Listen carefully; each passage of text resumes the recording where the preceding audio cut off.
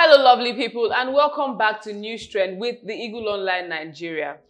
I'm your host, as usual, Amarachi, and with me, I have once again our lovely guest. Sir, please reintroduce yourself. Well, my name is Dotun Oladipo. I'm the publisher of the Eagle Online, an online newspaper. All right, it is lovely to have you once again. Thank you so much for having me. All right, so straight into the matter or the discussion at hand. It is the fuel subsidy or the fuel issues, fuel wahala that we are having in Nigeria right now. You cannot tell me that you go outside on a daily basis and you're not seeing the long queues. You're clearly not living in the part of the world that I'm living in. But then at every single point in time, there's traffic. And what is causing this traffic? Either they are constructing road or the line for one filling station alone has blocked one entire road. Now today we're here to discuss and also throw better, should I say, give you better insight as to what exactly is happening, because now we just have people insulting or throwing stones or shouting at the people that are selling fuel, whereas they're not even the ones at fault. They are just there doing their job. People that need to be tackled, we're coming for them. So my very first question to you, sir, what will you say are the issues that we're having with fuel? Because the road congestion is a lot and it is alarming. Well, we've seen what has happened in the last few weeks, say 1 month. And for those of us who have been following these issues, this isn't a shock. Because at some point, we were expecting we'll get to this point.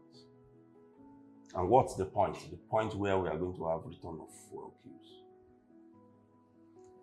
And for those who have the capacity to interpret news,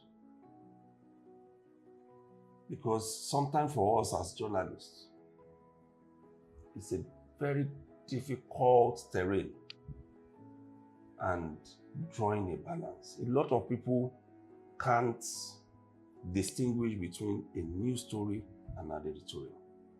A news story gives you the facts as they are. What did this person say? What is really happening? An editorial comes and gives you or analysis, will give you further explanation on what that news is. But for those who have been reading the news and reading it well, with interpretation, capacity to digest, they won't be shocked that we are where we are. Because where we are coming from has shown us that there is a move or there is a need, a compelling one at that, on the part of government, which is also the major owner of the Nigerian National Petroleum Corporation, which is now the sole importer of petrol into the country. There is a need to increase the cost of fuel. And marketers, we all know, once they begin to sense that very desperate need to increase cost, they begin to hold on to the products that they have. So that they can sell and gain at a higher rate and be able to make more profit. It's a Nigerian factor. That is why I've always explained to people, I stay in Lagos. And when I need to buy fuel, maybe when I'm desperate, I know stations where to go. I know that, okay, if I go to this place, no matter what it is, I'll get fuel, even staying on that queue. And I hope you permit me to mention a few so that our readers who are in Lagos can also benefit, know where to go when they are desperate for fuel. I'll start with the total filling station that is close to Sheraton Hotel on Mobalaji Bank Anthony.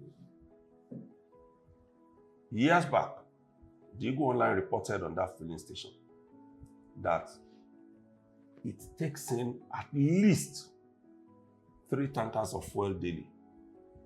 Okay.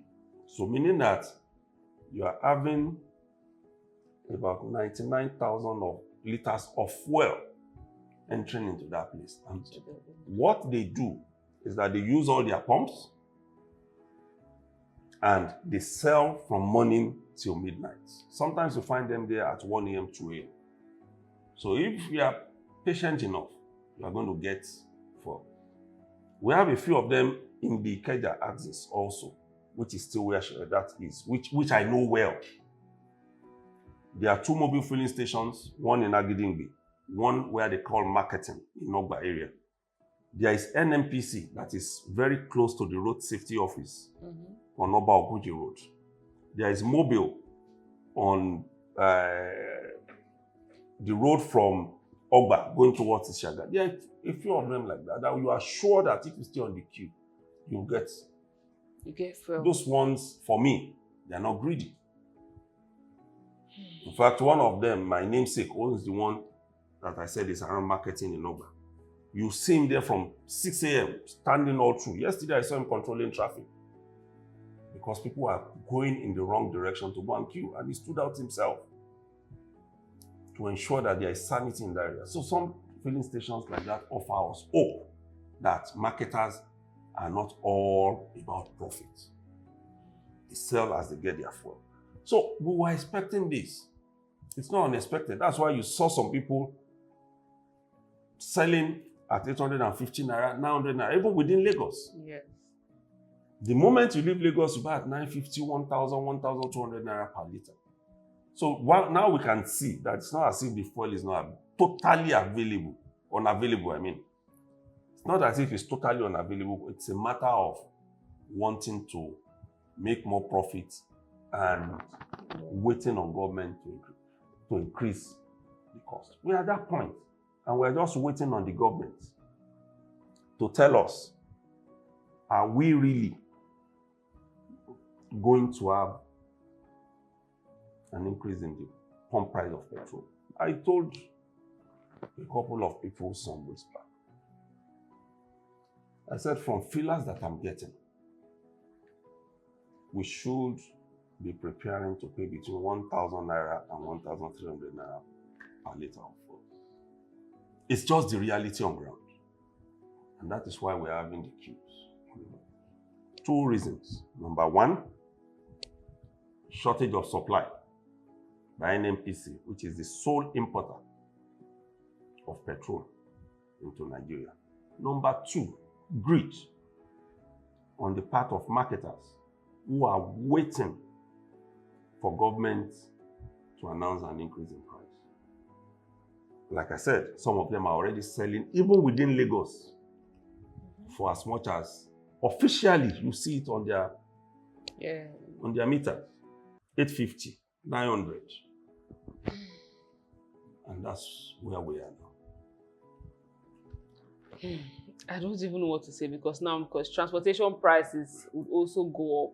No, it's not. It will. It has. It already. has started going up gradually. So something happened yesterday, and I really didn't like it. I parked somewhere when I went to church, and then I took Marwa, the popular means of transportation in Lagos now, the tricycle, from the church to where we parked.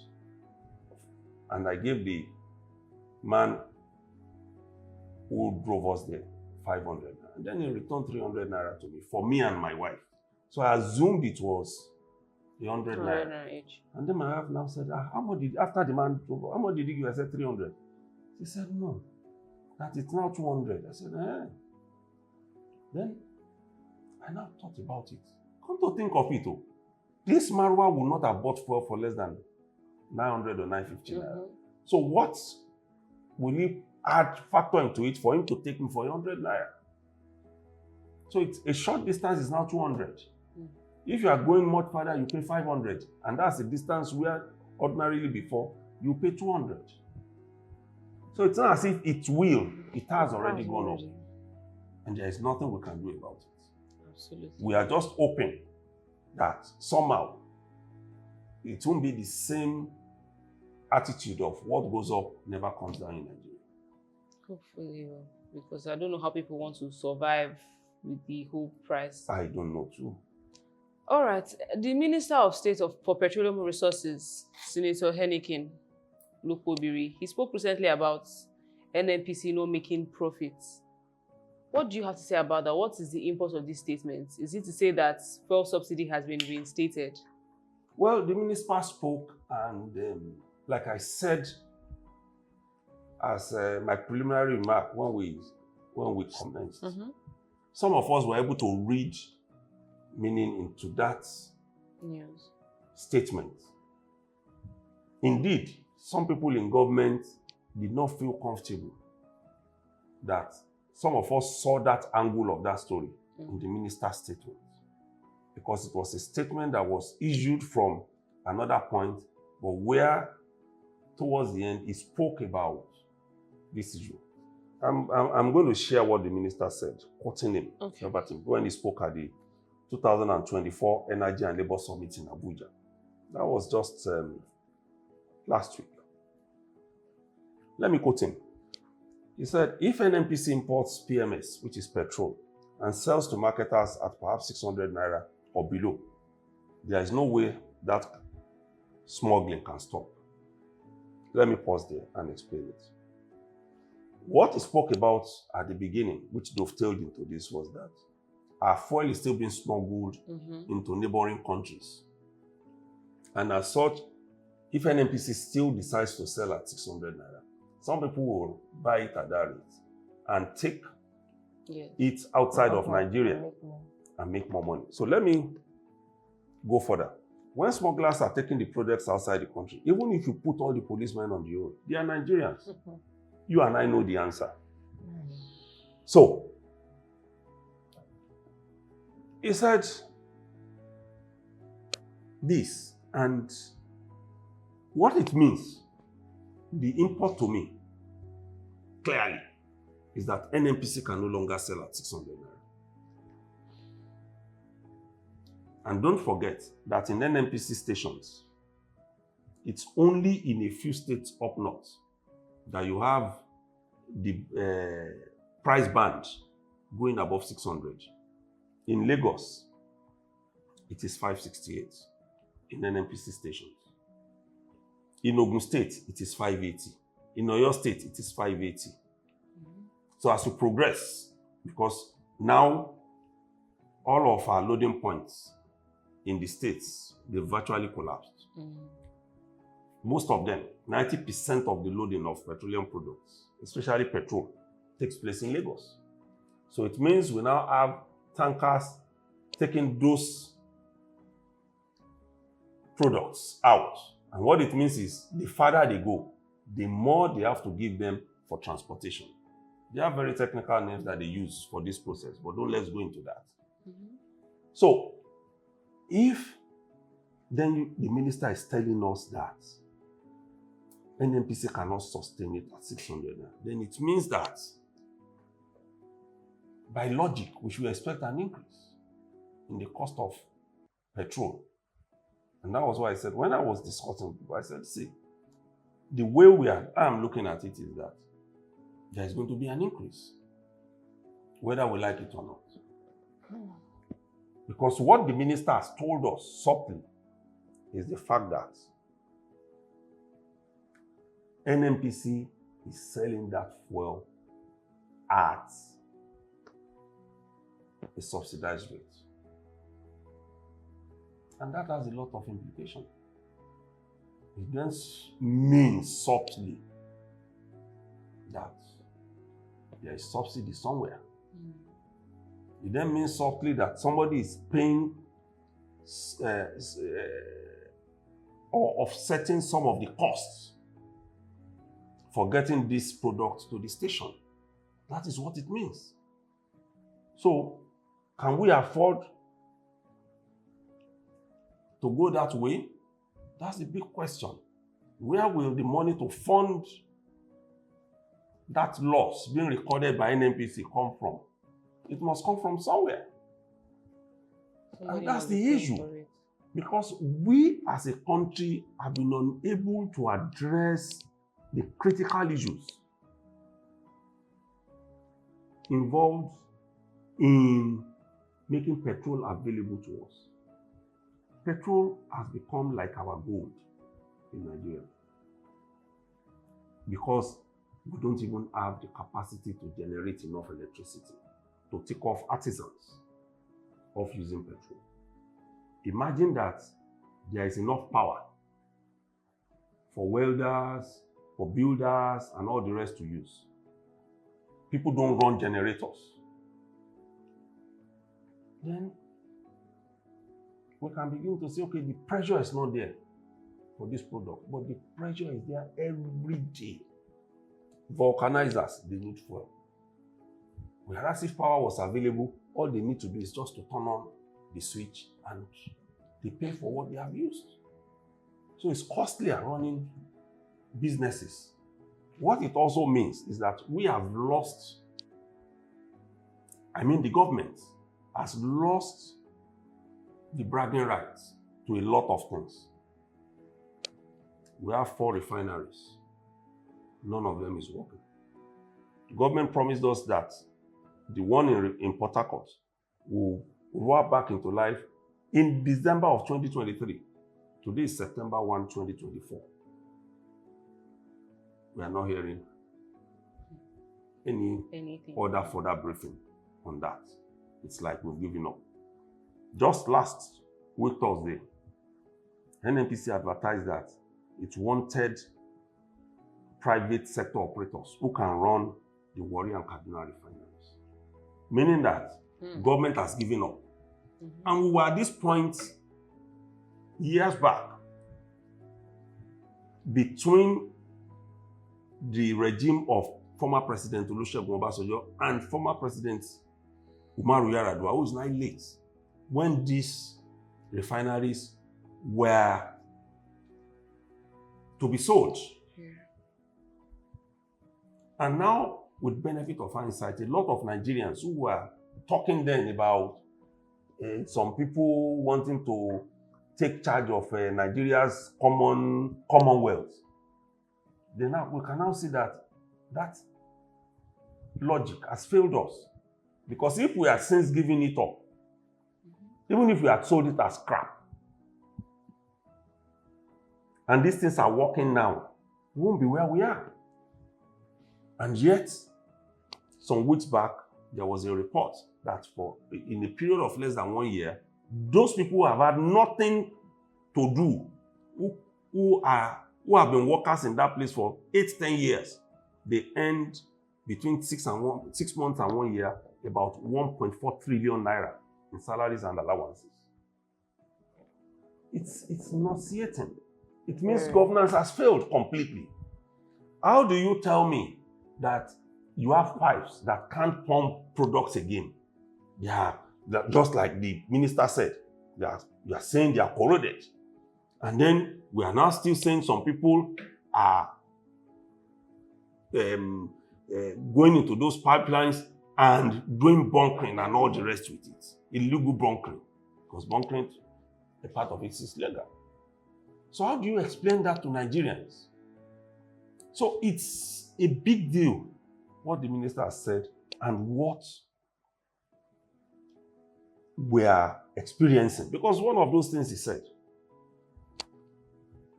was the fact that it's a big challenge transporting products via the pipelines because they have deteriorated. If we were making money, why are we unable to change them? So it shows that the system is not working completely so. It shows it's not working. So if we had enough sense, if we had had enough sense at that time, selling those refineries, even as scrap without making a kobo, we would have been better off. Because we are not making money from them, we are losing money to workers that we are paying who are redundant and doing nothing. Imagine 1.4 trillion going into payments. How much is Nigeria's whole budget? Sometimes you have 12 trillion as budget, and some people have earned 1.4 trillion. Doing nothing. but their names on the payroll of government. So the things we ought to have done a long time ago is what we are coming back now. We now want to support local refining. Who are those who are going to do it? Private sector. So it's a big deal that we are not doing the right things at the right time. And that's what the minister's statement pointed us to. Yes. NNPC can no longer give us fuel at the rate it is doing now. Because there's nothing to sustain it. Well, as you said, NNPC can no longer give us fuel at that rate. Brings me to NNPC's issued statement saying that they are owing some markets at $60 billion. $6 billion. Sorry. They are owing some markets at $6 billion. What does that mean for us in Nigeria now? Because now that also is a shocking confession. Because I was in the program where I said, see, any government that lacks the capacity to make information available to its citizens will always have the citizens not trusting it. When this issue first came up, it was reported by Reuters that there were 6 suppliers that the country wasn't paying, and that those suppliers were threatening to withdraw supply, that Nigeria has reached the cap for credits with them. So until when you defray what you are owing, they won't give you any more products. NNPC denied it. The Chief Corporate Communications Officer of NNPC, Olufemi Shunei, said there was nothing like that.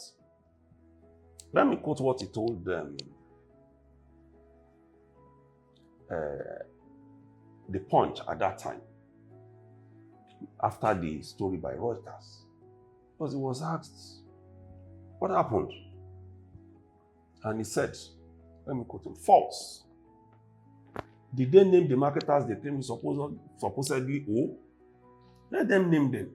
That is responding to the Reuters story. And for those of us who always like to give government the benefit of the doubt, if you claim you are not owing, then it's fine. You are not owing. But we know that at some point, we are going to get the truth out. True. And for a country that is struggling to ensure that its dollar to naira rate is kept at a reasonable rate, it isn't in our benefit that we are owing, and then we now have to pay extra for delaying in payment. According to the report from Reuters, we pay $250,000 per cargo, not to just any supplier, per cargo that we delay payment on every month. I'm owing you $1 million. I don't pay this month when I'm supposed to pay. For every cargo you supply to me, sometimes we get up to 6-10 cargos from one supplier. I must pay you $250,000 extra. That's the fine. So how did you get to where we are? And then NNPC is now coming out to say and to accept that it is owing, though it did not state how much it was owing. But that amount has been there. We also published it at the Eagle Online, based on the report from Vanguard newspaper, that we are owing $6 billion, which was what Reuters quoted some months in July. In fact, it said that amount doubled between April and that report. Meaning that we ramped up so much debt in a few weeks or months, which is not good for us. Why can't we just say to ourselves, there are certain policy pronouncements that you make. Things can go wrong. Because like we've said, in Nigeria, you cannot discountenance the Nigerian factor. There are people who don't want these things to work. True. So if the president That's President Bola Tinubu told us last year that subsidy was gone. It then means that there are some people who are working assiduously to make sure that subsidy returns, or there are some people who are not doing what they are supposed to do, that has made government